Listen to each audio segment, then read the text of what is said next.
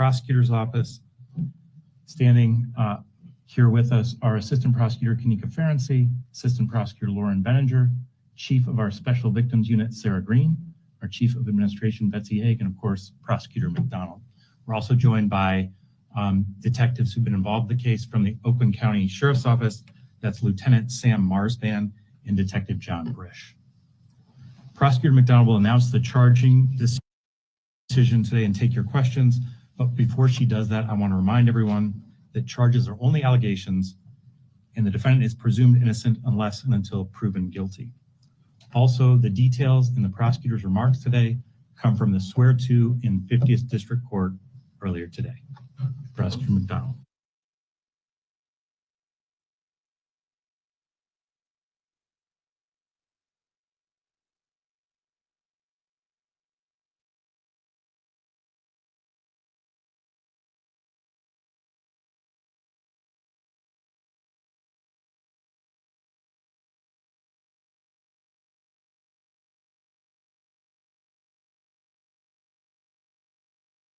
Thank you. Good afternoon.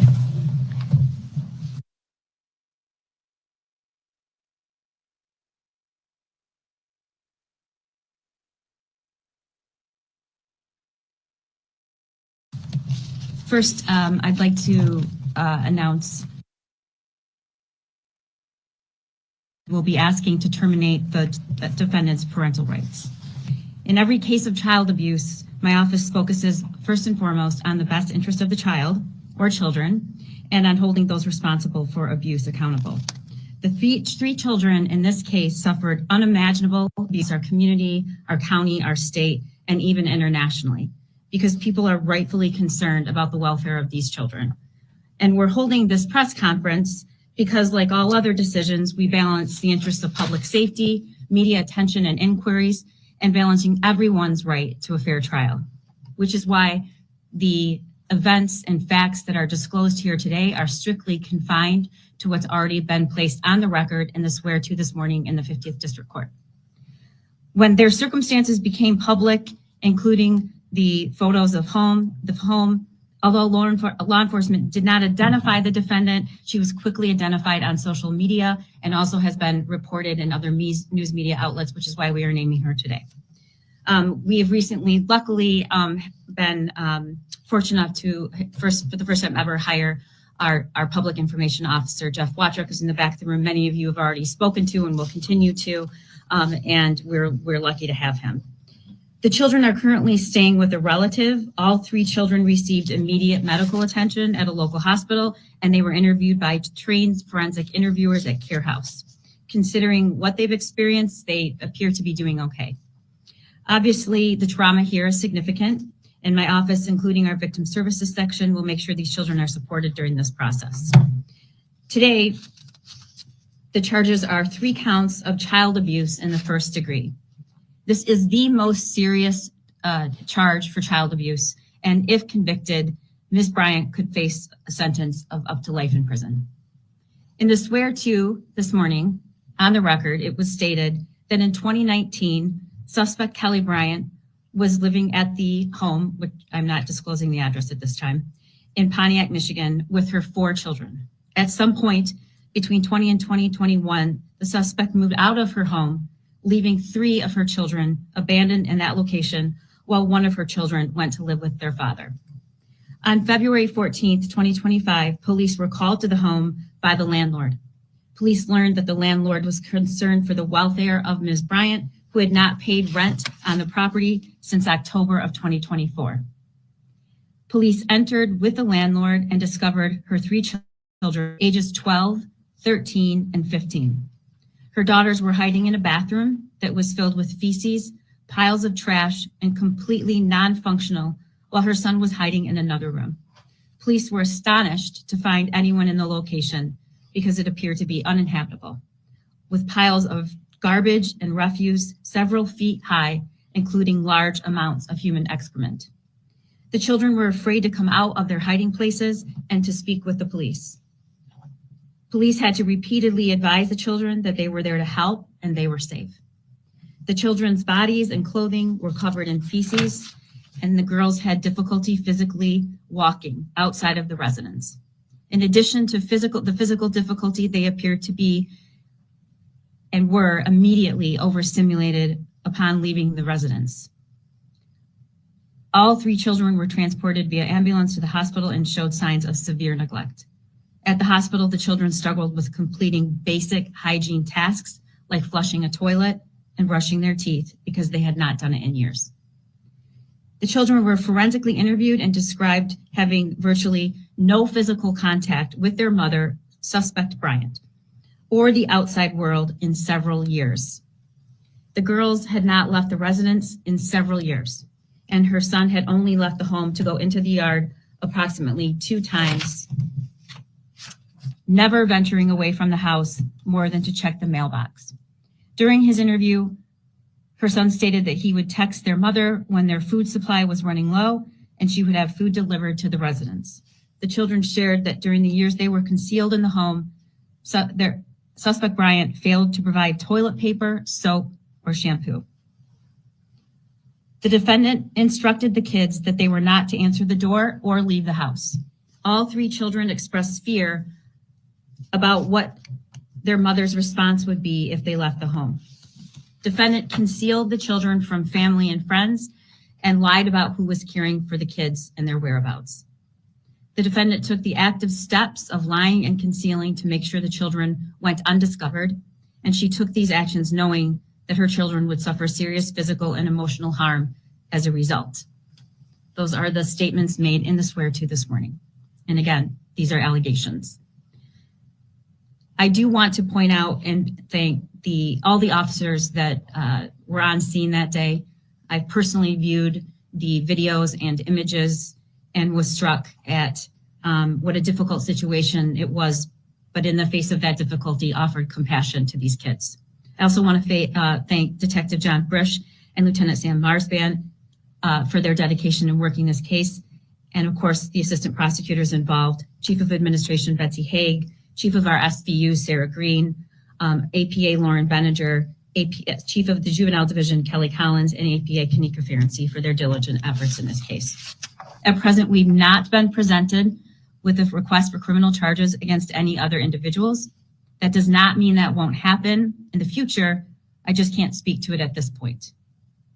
Morally, there is plenty of responsibility to go around for how this was allowed to happen. However, these 3 kids were entrusted to the care of their mother, Kelly Bryant, and the evidence suggests that she effectively abandoned them to a revolting pit of refuse and squalor. There must be consequences for those actions. The defendant is presently in custody. The 3 children in this case were interviewed at Care House, and I want to emphasize how important Care House is to this community.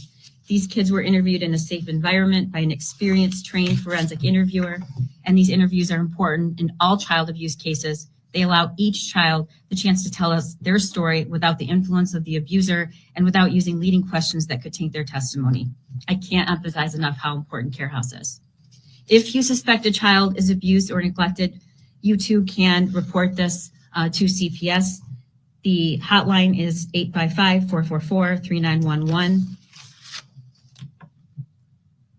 And I urge anyone who suspects that a child is being abused or neglected to report that using that number. We need to make sure that every child is safe and well cared for. And before I take questions, I just want to remind you that these charges, again, are only allegations, and the defendant is presumed innocent unless and until proven guilty. Questions? Not having been to the area, neighbors, anybody? I mean, I think what maybe people struggle with is how intimidated by their mother, yes, but how they could not even venture out of the home, or just nobody knowing that they were there. Or can you add context into how that can happen? I can only comment on what's been placed on the record. That's my ethical duty. But I will say that we see time and time again, victims of severe abuse of all ages make decisions that don't seem reasonable to us. And what we know is that's very common. And there's a multitude of reasons why they didn't leave the home. We just don't know that yet. Yes. Have prosecutors or deputies interviewed the fathers of the children? They have. Yes. Multiple fathers or one father? I think it's already public record that of the 4 kids, there are 2 fathers. Prosecutor McDonald. Yes. What stands out about this case to you? I mean, it's a pretty significant child abuse case. That's a difficult question and a really good question. You know, I said yesterday, and I've said this to the sheriff personally, we say a lot, this is the worst I've ever seen. And I've stopped saying that because every time I say that, I see something worse. It was unbelievable what they were living with for years. Unbelievable. It wouldn't be surroundings where you would want any living creature living in, creature or animal, or particularly human beings. I mean, these kids, not to have even basic hygiene tools. And I guess what stands out the most for me is no love.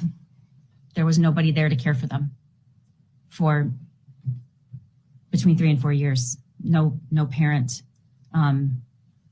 nobody physically present to let them know that they were safe and they were loved. Yes. Did she have any prior contact with CPS or a prior criminal record? I can't comment on that. Is she being held on any outstanding charges, or is it just on this and then she'll be arraigned tomorrow? We are not aware of any other holds or matters that she would be held under. At this moment, she's being held because of these pending charges. Now they're official, and she'll be arraigned, I believe, tomorrow. Can you provide more context, appreciating what you said about, you mentioned that he would text his mother, one of the older boy.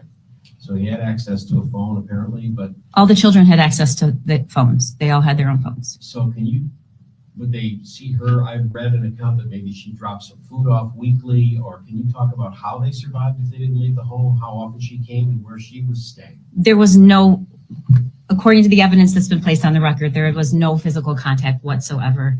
And I don't think it's accurate to say that they had food dropped off weekly. Sometimes, right. Sometimes it was longer than that. But And- she was the one distributing? No, not all the time. Okay. Not all the time. You had said the restroom was not, so we said the restroom was not maybe properly functioning in there, but do we know if there was heat or air conditioning in the summer? I don't have that.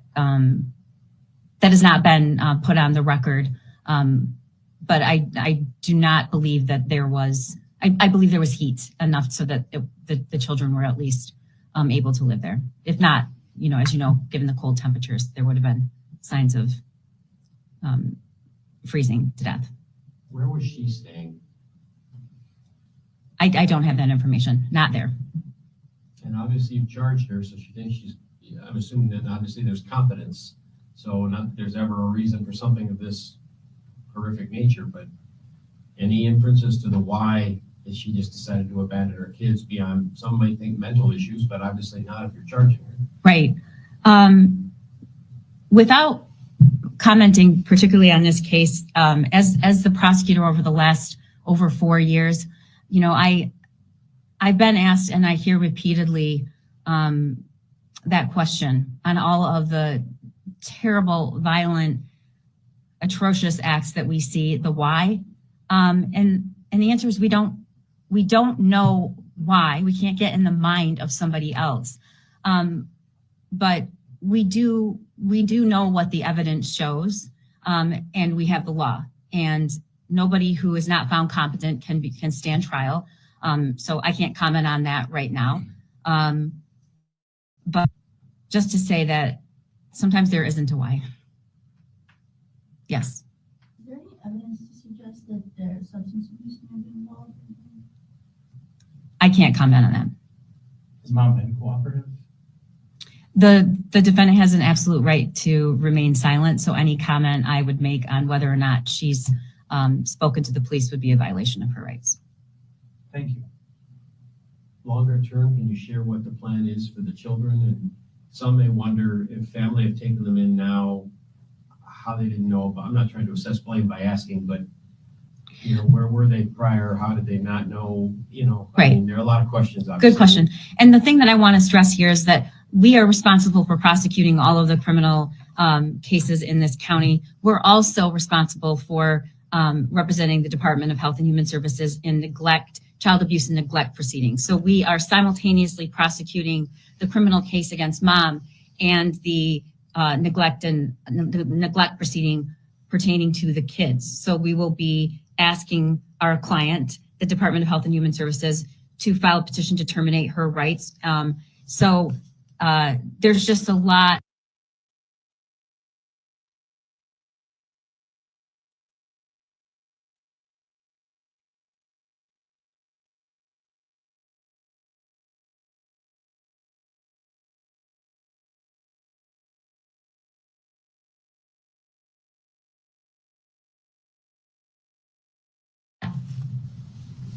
We can't really get into, except I do want to say that our client, the Department of Health and Human Services, their number one priority is the care and welfare of children. And wherever they are placed, they do their due diligence to make sure that is a safe placement. And all I can say is that those questions were asked and obviously satisfied. And the other thing I want to say is there's been such an outpouring in this community, but I would just stress that in the effort to take care of these kids, that as much as we can to protect their placement so that they are protected. But to be clear, they are not wards of the state. They are with family. They are in the care and custody of the Department of Health and Human Services, and they are placed through DHHS with a relative placement. Yes, the custody remains with DHHS until otherwise determined by the court. And again, those are two different proceedings. Separate tracks. Yes, that we are, there was a preliminary hearing yesterday, and we'll continue to provide information about that as that moves along. Thank you. Anything else? Thank you so much. Thank you.